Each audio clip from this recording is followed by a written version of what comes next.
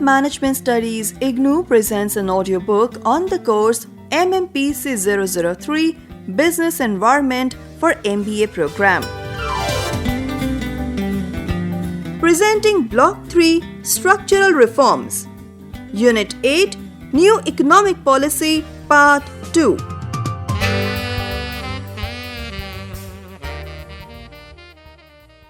Make in India.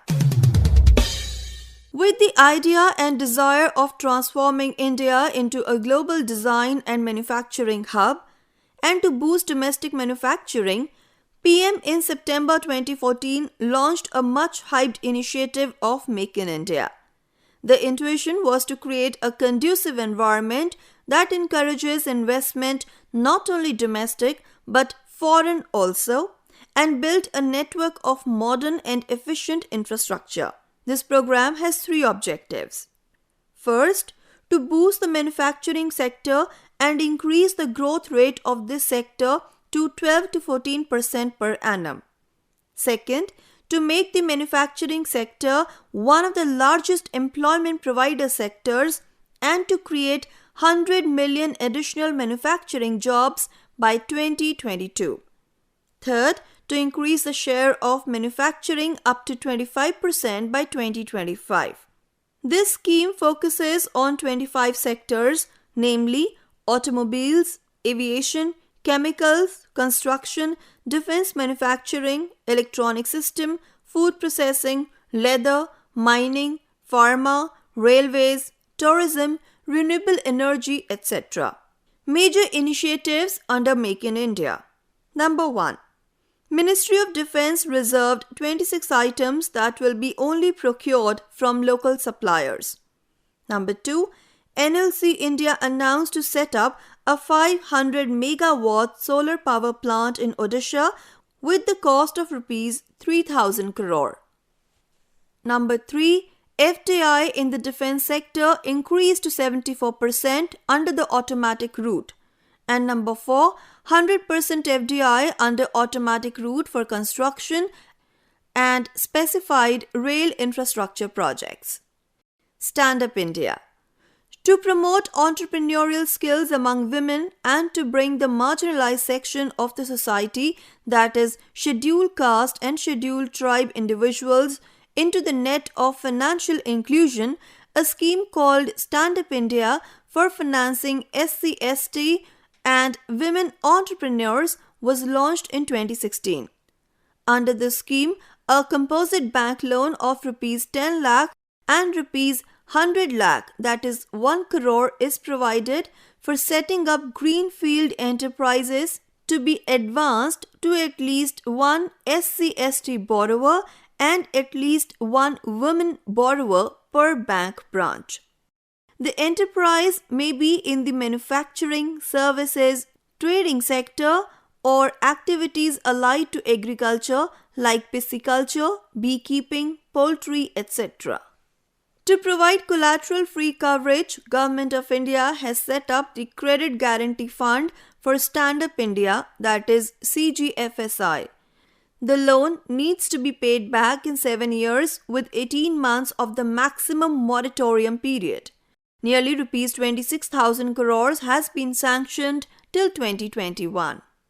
PM Ujjwala Yojana. To provide clean and efficient liquefied petroleum gas, that is LPG, to rural India, PM Modi launched PM Ujjwala Yojana in 2016. This scheme aimed at providing rupees 5 crore LPG connections to women below the poverty line across India. The scheme provides financial support of rupees 1,600 for each LPG connection, which includes cylinder, stove, pressure regulator, and the financial burden is borne by the government. Skill India. Skill India or Pradhan Mantri Kaushal Vikas Yojana, that is PMKVY, is the flagship scheme of the Ministry of Skill Development and Entrepreneurship, that is MSDE. This scheme was launched in 2015 with the target of providing industry-relevant skill training and financial and placement assistance to over 10 million youth between 2016 to 2020. MSDE has set up different agencies and institutions to focus on different areas and activities. 3 agencies are playing a prominent role in achieving the target of PMKVY, namely National Skill Development Authority, that is NSDA, National Skill Development Corporation, that is NSDC, and Directorate General of Training, that is DGT. NSDA is tasked with the implementation of the National Skills Qualification Framework, that is NSQF, and strengthens state skill development missions, that is SSDMs. NSDC is entrusted with the implementation of PMKVY and Pradhan Mantri Kaushal Vikas Kendra, that is PMKK, while DGT is tasked with the establishment and monitoring of Industrial Training Institutes, that is ITIs.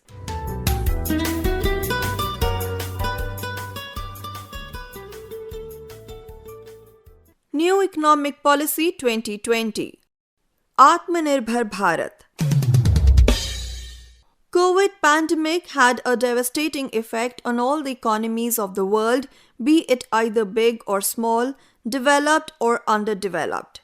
It had a deep impact on the economic growth, and the income and employment nosedived. It made the policymakers rethink the way the economic system works. It was at this juncture that Prime Minister of India Shri Narendra Modi, while announcing an economic package related to pandemic, echoed the slogan of Atmanirbhar Bharat in May 2020. This was followed by a clamor that whether India is regressing towards an old socialist pattern of a closed economy and we are going to fly against the wind of globalization. Though the different versions of Atmanirbhar Bharat were already part and parcel of the Indian planning process since 1976, and even some mention can be found in the 10th five-year plan also. In 2020, Atmanirbhar Bharat was declared as Oxford Hindi Word of the Year. This should not be only understood as self-reliant only, as it is frowned upon by global economics. It connotes policies that aim towards promoting resilience, efficiency, and equity. Prime Minister again in 2021 emphasized that the core of this slogan is about the creation of values, wealth and ethos not only for India but for the larger humanity. Till now, 3 packages have been given under this scheme. The main constituents of Atmanirbhar Bharat are: Number 1 demand, Number 2 demography, Number 3 economy, Number 4 infrastructure, and Number 5 system. The Government of India via this package has tried to extend a helping hand to almost every sector of the economy, that is micro, small and medium enterprises, which is MSMEs, farmers, rural laborers, migrants or the empowerment of the poor. We will discuss some of the financial and policy highlights which were initiated under the various economic packages given under this scheme. First comes micro, small and medium enterprises, that is MSMEs. Revision of definition. One of the prominent reforms in this sector was to redefine MSMEs, and this was done through amending the MSMEs Development Act 2006. Earlier, there was a different definition of the enterprises in the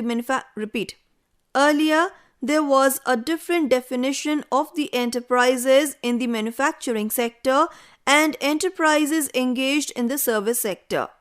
But now, this distinction is abolished and one common definition is given in terms of investment in plant and machinery and annual turnover. As per the new definition, collateral-free loan of up to 3 lakh crore rupees to MSMEs, which aims to provide benefit to nearly 45 lakh units. Also, rupees 10,000 crore fund created to help these enterprises. To expand the government procurement from MSMEs, it was decided not to float global tenders of up to rupees 200 crore in various procurement undertaken by the government. and a subordinate debt of Rs 20,000 crore for equity support for the stressed MSMEs. The agriculture and allied sectors. Some of the measures undertaken to strengthen agriculture and allied sectors are: Number 1. To develop infrastructure in the agriculture sector, a corpus amounting to 1 lakh crore to be set up at aggregation points and farm gate. Farm gate is the place where both farmers and buyers can interact directly with one another. Number 2. For crop loan requirements, an additional fund of Rs 30,000 crore is allocated and it will be disbursed via the National Bank of Agriculture and Rural Development, that is NABARD, to rural cooperative banks and regional rural banks, that is RRBs. Number 3. To support the fishermen and fisheries, Pradhan Mantri Matsya Sampada Yojana, that is PMMSY, was launched. Under this scheme, total of Rs 20,000 crores has been allotted for aquaculture, inland fisheries and marine, along with the development of infrastructures like cold chains and fishing harbors. Number 4. To help the dairy industry, an animal husbandry infrastructure development fund of Rs 15,000 crore was set up. Number 5.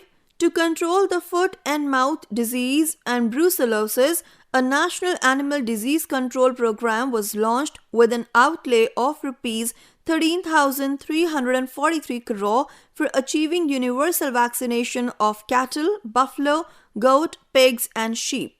Number 6. Rs 500 crore has been extended for beekeeping initiatives. And number 7. The government has decided to amend the Essential Commodities Act 1955 to deregulate food items like edible oil, onions, pulses, potatoes, and oilseeds to attract investment in the sector. Migrant workers. One Nation One Card scheme had been launched whereby migrants can access the public distribution system, that is PDS, from anywhere.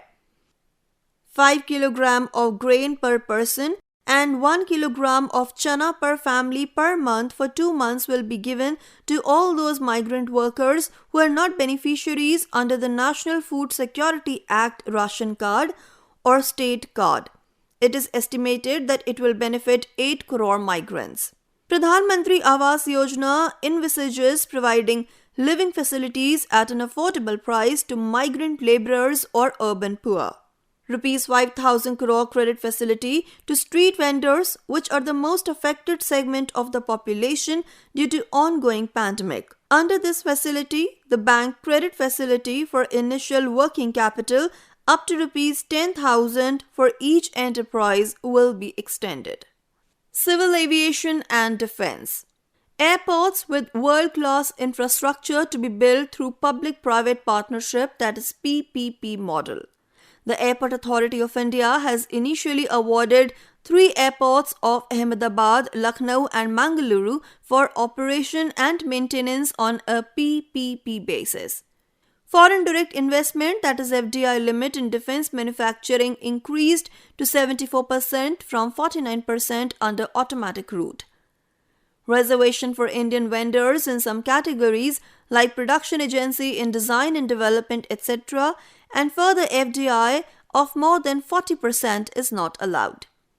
The Ministry of Defence will bring out the list of items on which the ban of the import of certain items shall be announced. And Mission Raksha Gyan Shakti launched to promote innovation and technology development. Energy. To improve the functioning and efficiency of the power sector, it was decided to privatize power department or utilities in union territories. To ensure a progressive reduction in cross-subsidies in the sector, it was decided to amend the Electricity Act 2003. Rupees 1,18,273 crore worth of loans have been sanctioned to 17 states and UTs for liquidity injection for DISCOMs. Social sector. MGNREGS has been given an additional allocation of Rs 40,000 crore to provide impetus to rural demand and employment. To further strengthen and enhance technology in the education sector, PM eVidya will be launched for digital or online education.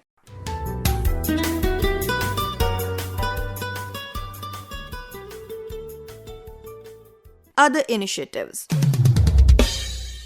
Other initiatives or measures include: number 1, Festival Advance Scheme to government employees under SBI Utsav cards.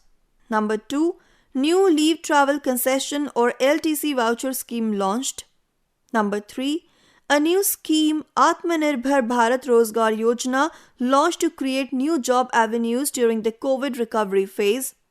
Number 4, Rupees 1.46 lakh crore boost has been given to 10 champion sectors like advanced electronic technology products, pharmaceutical drugs, cell chemistry battery, telecom and networking products, food products, high-efficiency solar PV modules, automobiles and auto components, white goods and specialty steel and textile products.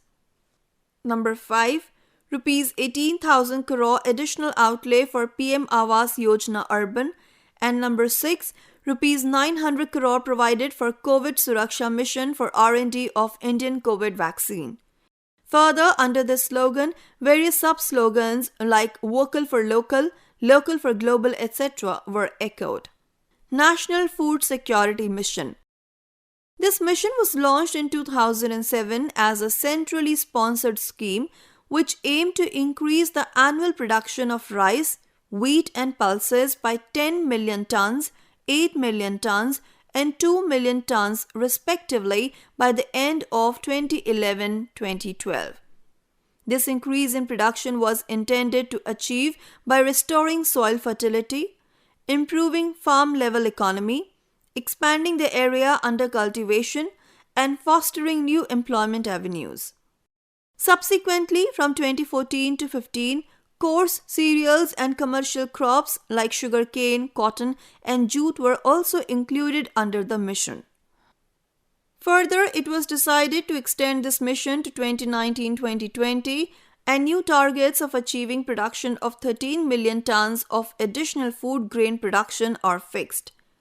At present, this mission is being implemented in selected districts of 29 states of the country. National Food Security Act, that is NFSA 2013. A paradigm shift in the country's food security occurred in 2013 when the government enacted NFSA 2013, which made provision to distribute subsidized food grains under the Targeted Public Distribution System, that is TPDS, to nearly 75% of the rural population and 50% of the urban population. Under this act, identified households are provided 5 kg food grains per person at the highly subsidized price of Rs 3 for rice, Rs 2 for wheat, and Rs 1 for coarse grains. Households covered under Antyodaya Ann Yojana, that is AAY, to receive 35 kg per family per month. This act also includes midday meal, that is MDM, and Integrated Child Development Services, that is ICDS. Pregnant women and lactating mothers and children in the age group of 6 months to 14 years are entitled to nutritious meals. Maternity benefits of not less than Rs 6,000 are given to pregnant women and lactating mothers. The ration cards are in the name of the eldest woman of the household of age 18 years or above. This act also provides for a grievance redressal mechanism at the district and state levels, apart from social audits to ensure transparency and accountability. If the states are not able to supply the entitled food grains to the beneficiaries, the Act makes the provision for food security allowance. At present, this Act is being implemented in all states, UTs, covering nearly 80.5 crore persons. Smart Cities Mission. Smart Cities Mission was launched in 2015 for rejuvenating urban development. It aims to enhance economic growth along with improving the quality of life of people living in cities through comprehensive work on physical, economic, social, and institutional pillars of the city. The focus is on inclusive and sustainable development to promote and provide the core infrastructure like adequate water supply, sanitation, assured electricity supply, solid waste management, affordable housing, digitalization, e-governance, sustainable environment, the safety of women, children, and elderly, health, and education. 100 cities were to be selected based on two-step criteria. This is a centrally sponsored scheme, and at the time of inception, Rs 48,000 crore was sanctioned over 5 years. Smart command and control centers have been completed in 16 cities. Smart water, smart roads, smart solars have been completed in 24 cities, 23 cities, and 15 cities, respectively. BharatNet, or National Optical Fiber Network, that is NOFN. In the mission of connecting rural India with internet services, National Optical Fiber Network was launched in 2011 and was renamed BharatNet in 2015. This mission envisages connected all 250,000 Gram Panchayats with the minimum 100 Mbps bandwidth covering nearly 625,000 villages. Bharat Broadband Network Limited, that is BBNL, is a special purpose vehicle created as a public sector undertaking for the execution of NOFN. The project aims to provide e-services and e-applications like e-health, e-education, etc.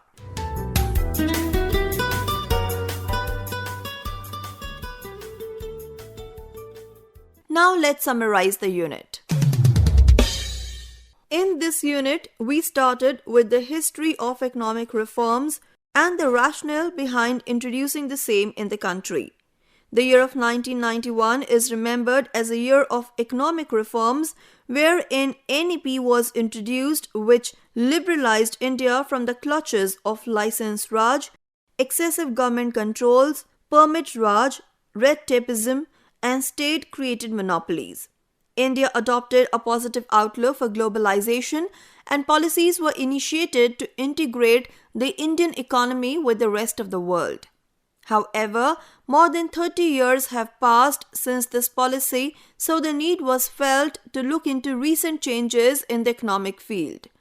More specifically, to look into some of the economic changes which were undertaken in the last decade or so. To provide basic financial and insurance services to the financially excluded section of the society and to curb the ongoing leakages in various welfare schemes, the Trinity of JAM was introduced, and Jan Dhan Yojana is one of the steps in this right direction. Similarly, the Mudra scheme is intended to benefit budding entrepreneurs and MSMEs.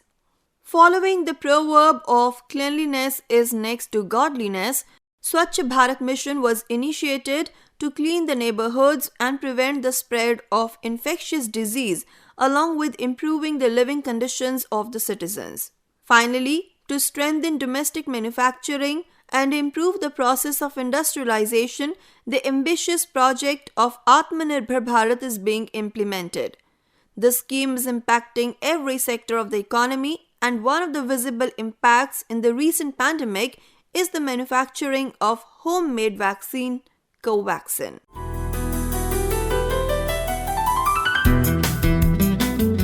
You were listening to the audiobook by the School of Management Studies IGNOU for MBA program. Course code MMPC 002 Human Resource Management. Course Coordinator Professor Nayantara Padhi from School of Management Studies IGNOU. Voiceover by Harpreet Kaur. Edited by Ruchi Sharma. Program assisted by Tarannum Jahan. Program produced by Dr. Manoj Kumar Singh. This program was brought to you by Electronic Media Production Center of Indira Gandhi National Open University.